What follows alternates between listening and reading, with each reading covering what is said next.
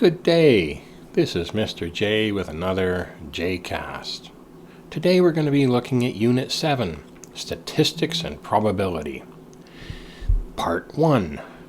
Our learning goals are first and second-hand data and the language of probability and statistics.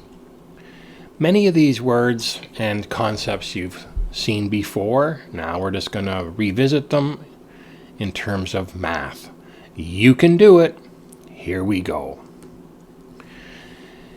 The beginning of many books has got a section on keywords. These are words that you have to be on the lookout for, and you have to learn them if you're not really sure. So, the keywords for this unit on statistics and probability are right here. Today we're going to be looking at the yellow box, first-hand data and second-hand data. I'll call that the data box. The red box is about bar graphs, which we're going to be doing next. But for this lesson, we're going to be talking about the blue box. Possible, certain, likely, unlikely, probable, improbable, probability, outcome, and experiment. We're going to call that the language of probability.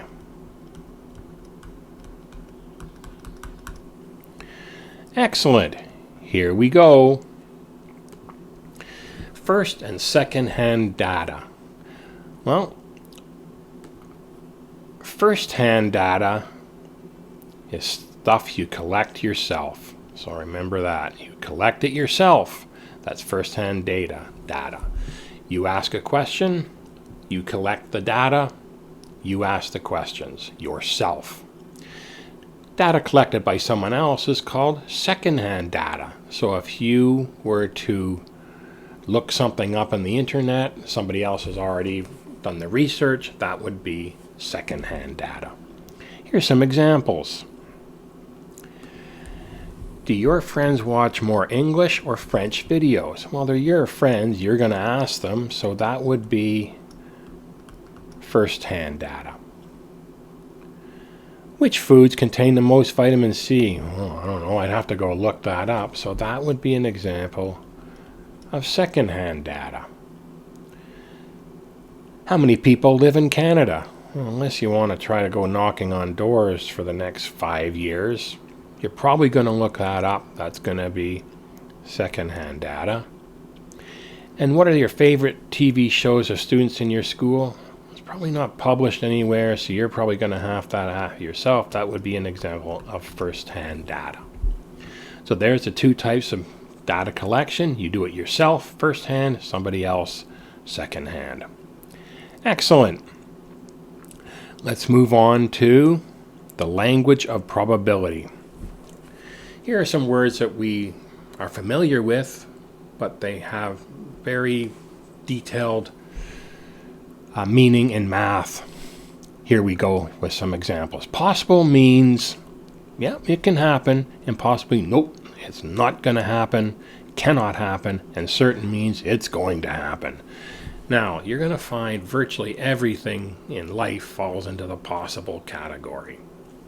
Here's some examples. Will someone in your class win a raffle?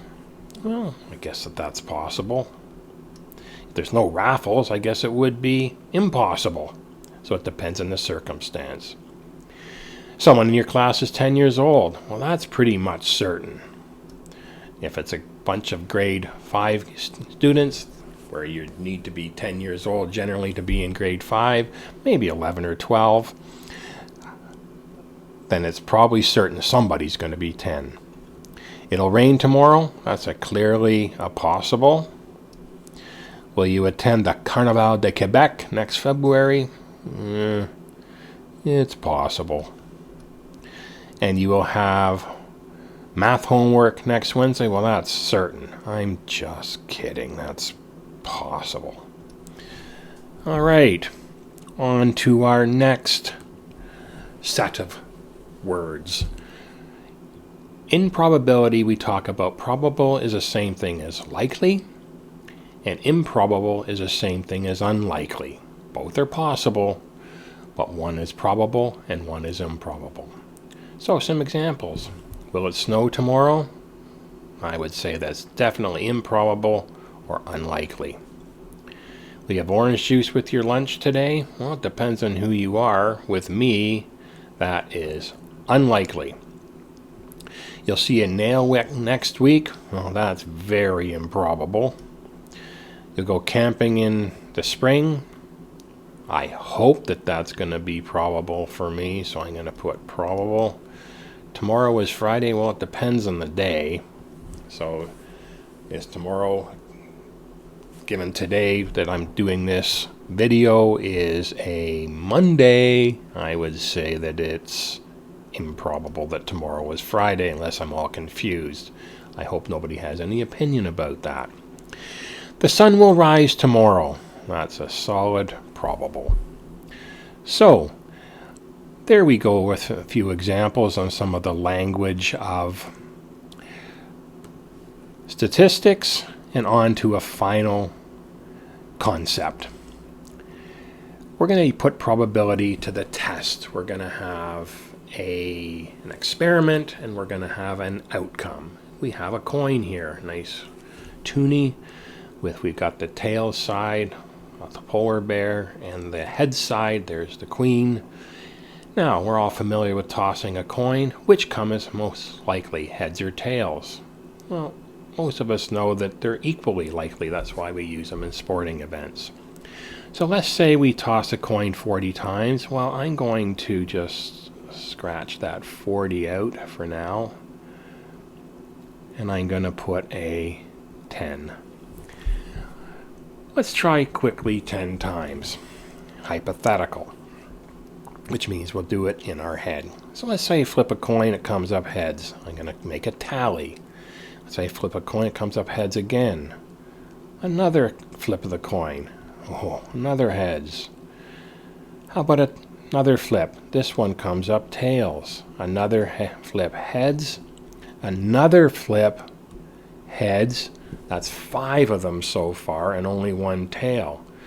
So what's the chances of the next coin flip being a head or a tail? Well, it's still 50-50. So let's just flip it. Another head. Wow. And we flip it another time. We have a tail. Another time, a tail. And another time, a tail. So we end up with a total of 6 heads and 4 tails. Now, if we had done it the 40 times, would these numbers go further apart or come closer together? What happens if we did it 1,000,000 times? Would these numbers be quite close together or get further and further apart? There's something to think about. So, that's first and second hand data. That's the language of probability.